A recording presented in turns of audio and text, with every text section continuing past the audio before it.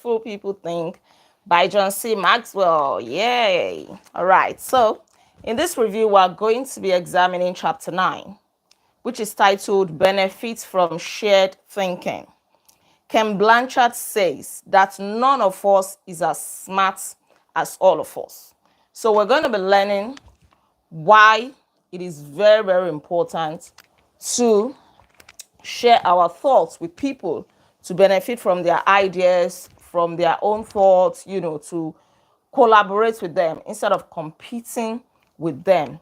When we do this, it is going to be a win-win for everybody. Good thinkers, successful people, good leaders understand the power of shared thinking. They don't try to think alone. They don't try to figure things out on their own alone. They know that when they value the thoughts and ideas of others, they receive the compounding results of shared thinking. Imagine everybody putting their good heads together. Imagine picking the brain of somebody else. So those who participate in shared thinking understand the following. They understand that shared thinking is faster than solo thinking, right? We live in a fast-paced world, right? So you must also participate in shared thinking if you want to move fast in life. If you don't want to be left behind, you don't want to go solo every time. You want to collaborate with people. You want to belong to a community of people doing what you want to do, going where you want to go. People are already succeeding. You're going to go faster that way. Or maybe you just want to learn a skill. You just need to learn how to do something. Imagine you trying to figure it out on your own. It is going to be slow. But when you meet somebody to teach you, when you tap into the experience or the knowledge of others, then you go faster. Shared thinking is more innovative than solo thinking. Even the best inventors of our time know that. The best researchers know that. I am a researcher, and I know that sometimes it is very, very easy. In fact, it is easier for you to do research with other people, to collaborate with them, right, than for you to want to do things on your own. Maybe you want to write a paper, you want to write a book, you just want to go into the lab to do anything. When you work with other people, you're actually putting brains together, and the result is going to be so amazing. So shared thinking leads to greater innovation. Even Albert Einstein once remarked that many times a day I realize how much my own outer and inner life is built upon the labors of my fellow men, both living and dead, and how earnestly I must exert myself in order to give in return as much as I have received. So many people who do novel things, who invent things, it is not just about them alone. It is as a result of the brains of many people that they pick. Right. Sometimes we do this indirectly, but nobody can say, in my own opinion, people will say, I'm self-made, I'm self-made. I often ask them, no, are you sure you're self-made? Like, number one, you didn't even give birth to yourself. Give some credit to your parents, give some credit to your church, give some credit to your community, give some credit to your mates, your peers. Different people have influence on us. Shared thinking brings more maturity than solo thinking. You're on a job, for example, you don't know what you're doing, but you are going alone. You don't want to ask questions. You don't want anybody to see you as not knowing what you're doing. So you keep to yourself, and then you keep failing. The author said that when he started pastoring, he knew he had the knowledge to pastor, but he did not have the experience. He had the dreams, he had the energy, but very little experience. So what did he do? He wrote to 10 most successful pastors in his area or that he knew at that time. He even offered $100, which was a huge amount of money at that time, just for them to meet, for him to meet with them and ask questions. He wasn't going there to go and gist or anything. He wanted to tap in their brain. He wanted to know what they knew. He wanted to know what made them successful pastors. He paid for it. Unfortunately, a lot of people are looking for free things. When it comes to things that will change their lives, they want it to be free. But they can go and spend a lot of money in restaurants, clubs, pattern and all of that. But when it comes to making investments in themselves, which nothing or nobody can take away, they will not do that. They won't give away. So it shows how people value knowledge, how they value relationships, networking, things that can actually add value to their lives. Somebody has an experience, you don't have the experience. Do everything that you can to meet with the person, buy gifts, just find your way to make sure that you connect with this person. Number 4, shared thinking is stronger than solo thinking. When you go with people, then you can do greater things than when you go alone. Imagine 2 horses pulling a weight. They'll do it better than when one horse wants to pull it. Imagine you trying to do something, you're figuring it out on your own.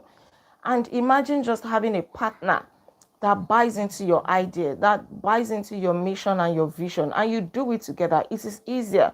If you're happily married, you will also understand this. You're stronger with your partner.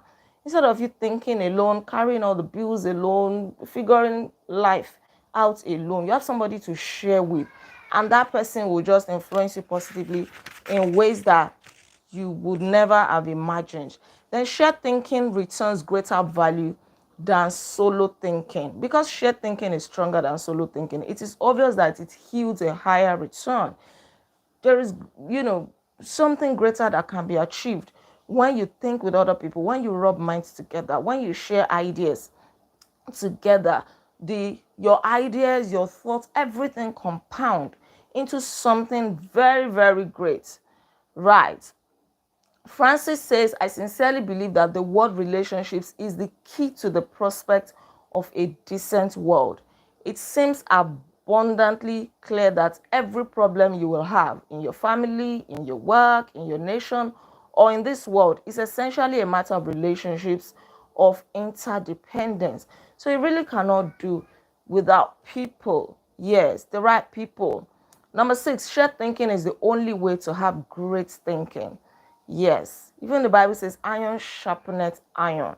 If you want to be a great thinker, then move with people who are thinking greatly. People who know what they are doing. People who have ideas. People who have something upstairs. People who value what you value. Most ideas come from shared thinking. Playwright Ben Jonson says, he that is taught only by himself has a fool for a master. If we have one thought and together we have 2 thoughts, then we always have the potential for a great thought, right? But how do you encourage the participation of shared thinking? We've been talking about shared thinking. Not everybody can do it on their own. Some people just like to keep to themselves. Some people don't know how to initiate conversations. Some people just fear rejection. What if I go and ask questions and they shush me? What if, they don't answer me? What if they see me as a fool or as being dumb upstairs, right? Some people don't know how to do it naturally, while some do. But in case you don't know how to do it naturally, then this is how to encourage the participation of shared thinking. Number 1, value the ideas of others. No man is an island. You don't know it all. So you need to humble yourself. When other people are speaking, listen. It doesn't matter who they are. A child, a pastor, a colleague, a friend, a random person, a stranger. Listen, right? Believe that the ideas of other people have value. If you don't believe that other people have something sensible to say, then you always miss out on what they have to say. Now, how do you know if you truly want input from others? Ask yourself these questions. Am I emotionally secure? Some people don't want to collaborate with others. They don't want to ask questions because they're emotionally insecure. Their insecurity is just preventing them. They don't have confidence in who they are. They worry about their status, their position. Oh, what if I meet this person and they steal my idea? What if I meet this person and, they start seeing me as dumb or anything like that? So they protect whatever they have. They keep to themselves. It takes a secure person to take the ideas of others. Then ask yourself, do I place value on people? If you place value on people, you are going to know. There are some people that you naturally want to listen to. You don't even want to know what they are saying. You place value on them. So whatever they say makes meaning to you. If you value people, you want to spend time with them. This is how you know if you value somebody. You want to spend time with them. You want to listen to them. You want to help them. You want to be influenced by them. You respect them. But the people you don't value, what happens? You don't even want to be around them. You neglect them. You don't care whatever they say. You ignore them. You are just indifferent when they are speaking. So move closer to the people that you value and listen to them. And even the people that you don't value, don't write them off. They just may be teaching you something. And also ask yourself, do I have the interactive process? A wonderful synergy often occurs as a result of shared thinking, and it can take you to places that you never even believed that you would get to. Then number two way to encourage shared thinking is to move from competition to cooperation. Don't be competing with somebody that you should be learning from. Don't be competing with people that you should be collaborating with or cooperating with. You'll be the one missing. They know more than you. They are way ahead of you. So it is better you cooperate with them. A person who values cooperation desires to complete the ideas of others, not compete with them. It is not everything in life that is competition. Sometimes you just have to listen to people. Share your ideas with them.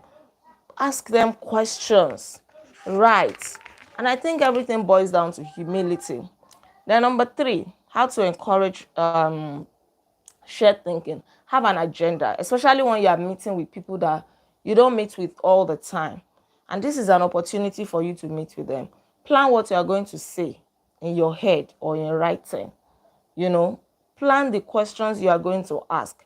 In fact, it is not even a bad idea if you rehearse it, because you don't get to meet them all the time. So that the time that you spend with them will be so cherished. It will be worth it. Right. It's different from when you meet your pals that you just gist, or you don't mind, or family members. You see them all the time. You don't need to have an agenda. You can just flow.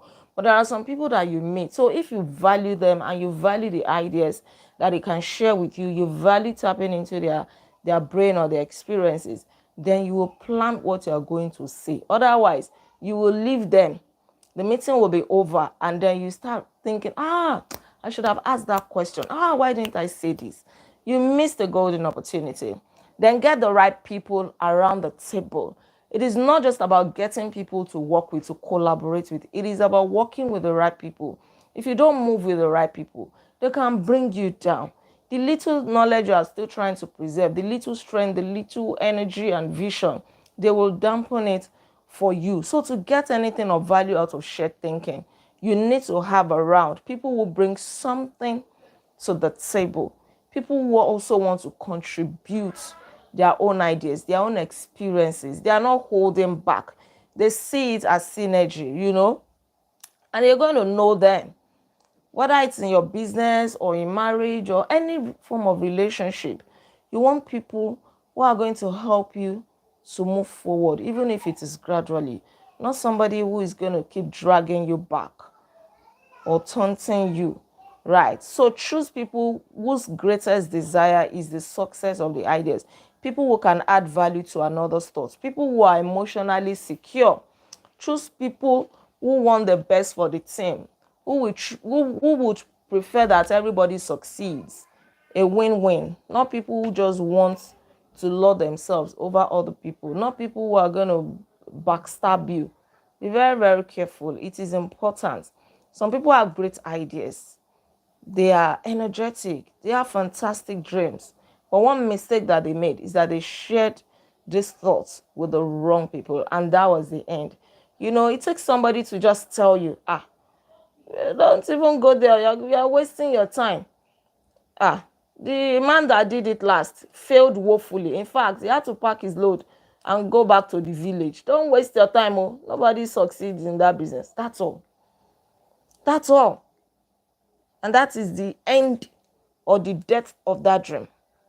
So we want to be very, very careful. I feel like I should hammer more on this because I've seen things, right? Even me, thank God for me. People, and these are not your enemies. These are not strangers. There are people that you love. Sometimes there are people that you respect. There are people that you even see to be mentors.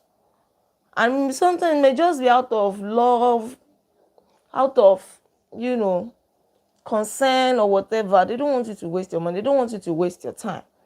But then they are misleading you. Right. So be very, very careful. Pray about it before you share your big dreams with anybody. Then compensate good thinkers and collaborators well.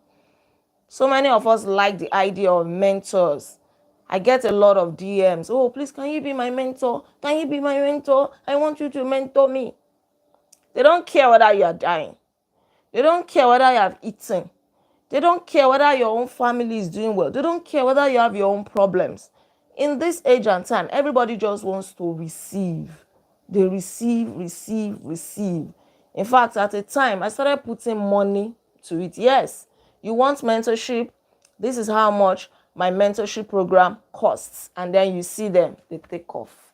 They run. They don't even try to say, doctor, please, this is how much I can afford. I really appreciate you. It's just, it shows the heart of people. So when you see people that you respect, that you value, don't just want them to give you everything for free. Imagine if I have to mentor everybody that wants mentorship. How am I going to cope? How will my children have me, bond with them? How will my husband enjoy me? I'm just going to sink and sink and sink by trying to be there for everybody. The same thing, I was listening to a message this evening, and the pastor was also saying how church members just want pastors to be there all the time. They'll call pastor every time. They want pastor to attend all their family functions, to still come on Sunday and preach the word, to still come during midweek service and preach, to still lead prayers, to still do counseling, to do everything. If the pastor does not do any of this, what happens? They pack their bags and go and say, I don't want to attend church again. They don't care. These are the same people that would not even give a dime. They call tithe and offering. They won't give, It shows the heart of people. So when you see people that you love and respect, who can add value to your life, pay them well. They can be your employees. You are so fortunate to employ somebody who is good at his or her job, who is loyal. Pay the person well. The person is a part of your think tank. Pay the person well. Compensate them very, very well. They may not ask for it. A lot of people don't ask for things. I don't even like asking, that, you must give it. There are so many things that I do for free. But then my mental health started telling. That's when you know that, people are just selfish. They want themselves alone. And they miss out. Sometimes when we see some people who are so eager, we know that, this person, if this person has, they're going to, if this person has, he or she is really going to, give. But then you still want to do it for them because of the state of their heart, not those who want to drain you and then run away. So compensate people. It is a great privilege to have people who are there for you, who you can run to. It doesn't matter who they are. Even a simple text of encouragement. Oh, I value you. I appreciate you. You're doing so well. Can go a long way. Everything is not about money, right? Compensate people, good collaborators. Nothing adds value like a lot of good thinkers putting their minds together. You think that if you want to work alone, you can do it all by yourself. If you want to run your company alone, you can do it all by yourself. You cannot do it all by yourself, right? So if you find people who share your ideas, who are open to you, compensate them very, very well. That's what the author says. Pay them well. Challenge them to use their thinking and skills, and they will not want to leave you. Right. Okay. I'm going to leave you with these final words. No matter what you're trying to accomplish, you can do it better with shared thinking. That is why I spent much of my life teaching leadership. Good leadership helps to put together the right people at the right time for the right purpose so that everybody wins. All it takes is the right people and a willingness to participate in shared thinking. And I must leave you with this. In as much as you want to tap the brain of people, you want to enjoy the benefits of their shared thinking, make sure that you also give. Make sure that you also have something to contribute. Don't just receive. You to read. You to go and do your searches. So that when you meet with them, They will know that, yes, you also have something to bring to the table, and they can also benefit from you. That way, it is a win-win for everybody. Thank you so much. Ponder on this question. Am I consistently including the heads of others to think over my head and achieve compounding results? That'll be all for this review. Don't forget to like this video, share your comments with me, and please subscribe to this channel in case you are yet to subscribe. I remain Alaide Agbaje, also known as First Lady, and on this channel, I inspire you to live intentionally. I'll come your way again on Monday, by God's grace, as we review chapter 10, which says practice unselfish thinking. Take good care, have a fantastic weekend, and remember to be intentional. Bye-bye. You're welcome. You're most welcome.